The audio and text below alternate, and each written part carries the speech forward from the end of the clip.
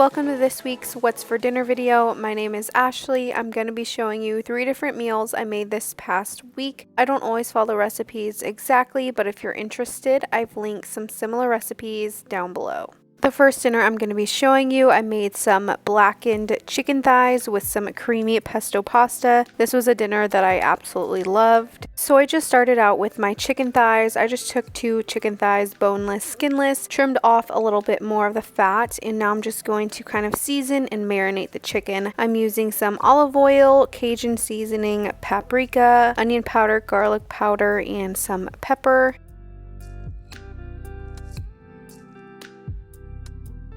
I just mix this all together and let this sit in the fridge for about an hour to marinate.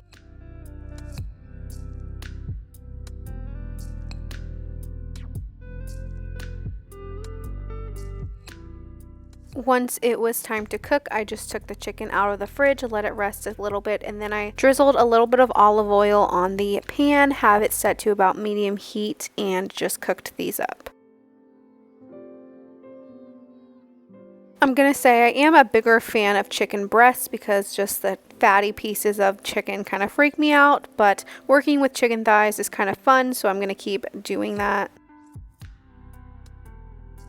Once I went ahead and flipped the chicken, I like to put a lid on it just to keep all of the juices inside.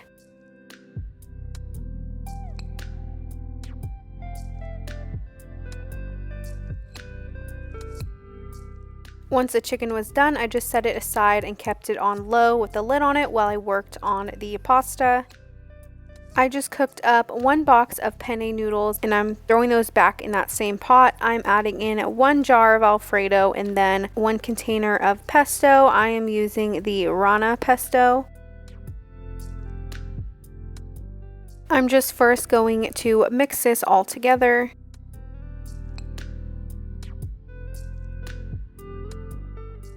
I'm going to add a little bit of salt and then some grated Parmesan cheese.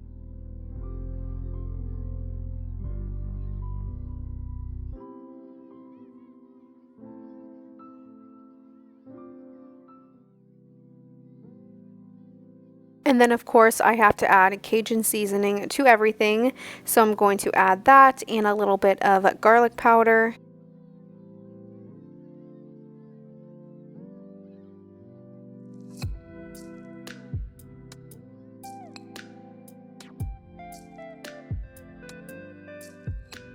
And this is how everything looked when it was done. I just baked a piece of garlic bread for my husband and this was absolutely delicious.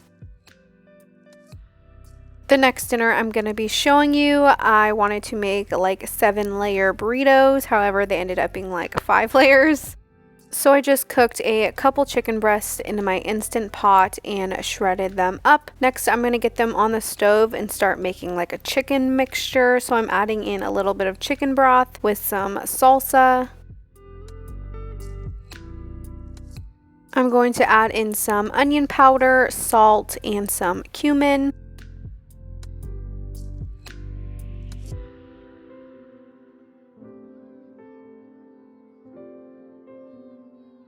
I also added in some sour cream to make it a little creamier.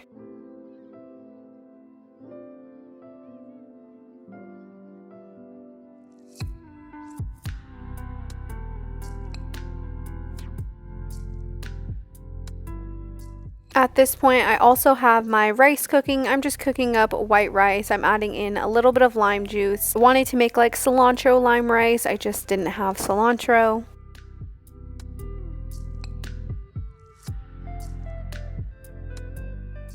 Once the chicken was done, I just set that aside and now it's time to make some homemade guacamole. I just needed to use up these last 2 avocados, so I'm just going to squeeze those into this bowl.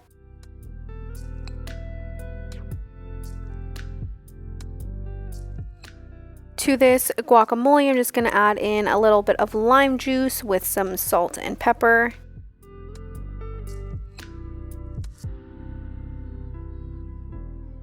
There is nothing I love more than fresh guacamole with chips. It's kind of really bad.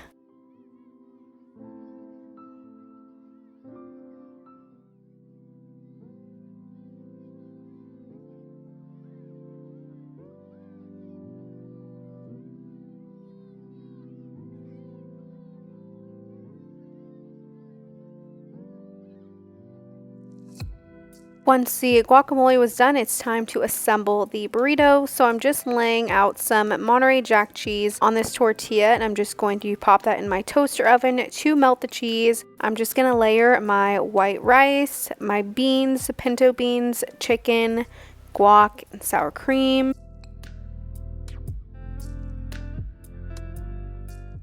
This is definitely messy, so make sure your hands are clean.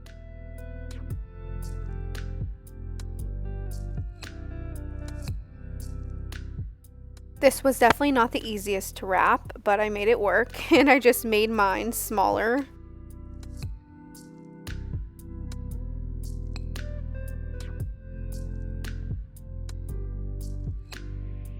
This is how everything looked when it was done. We just ate our burritos that night, and this was plenty of food. The last dinner I'm going to be showing you, I made some cheeseburger pasta with some broccoli on the side. So I just started out with some ground beef. This is just some ground beef I had left over in the freezer that needed to be used. So I'm just going to cook this up. I believe this is about 1.5 pounds.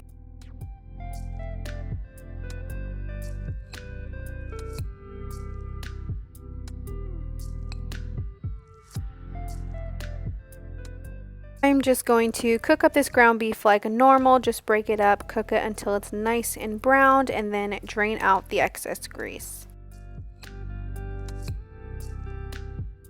This is a great recipe if you have ground beef and want to make pasta, but you don't have tomato sauce. I did end up adding in some diced tomatoes because I had that on hand.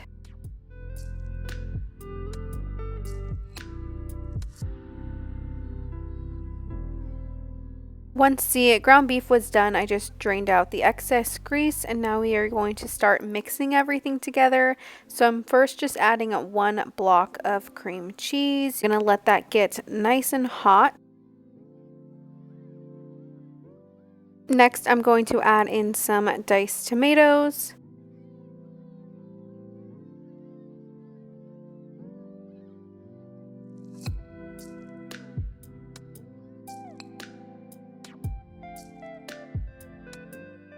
Then I'm going to add in a handful of cheddar cheese and some heavy whipping cream.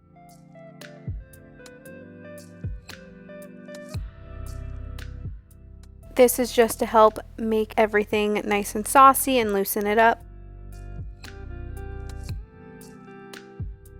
I let that sit and get nice and hot. Next, I'm going to season this. I'm going to add in some salt, garlic powder, onion powder, some chili powder, pepper, and some dried parsley flakes.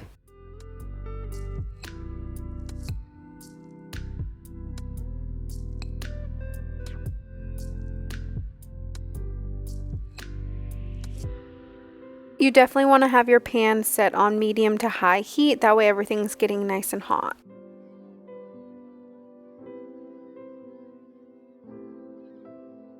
And of course, I added more cheese to this cheeseburger pasta.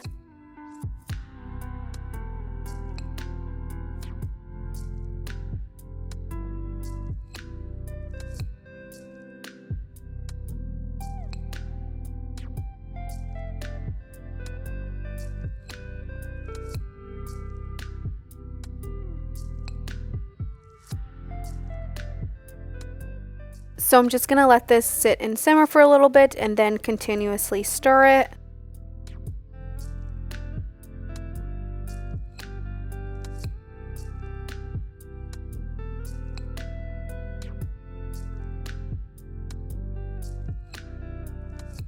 At this point, my pasta noodles are ready to go. I just cooked half a box of some ziti noodles. That's all I had. I could have easily used a full box of pasta with all of this mixture, but this worked fine.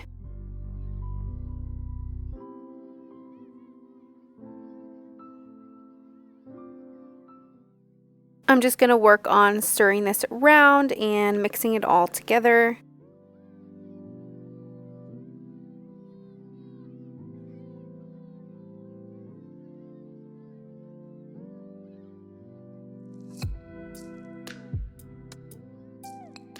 This was such an easy meal, like a one-pot meal, and it makes great leftovers.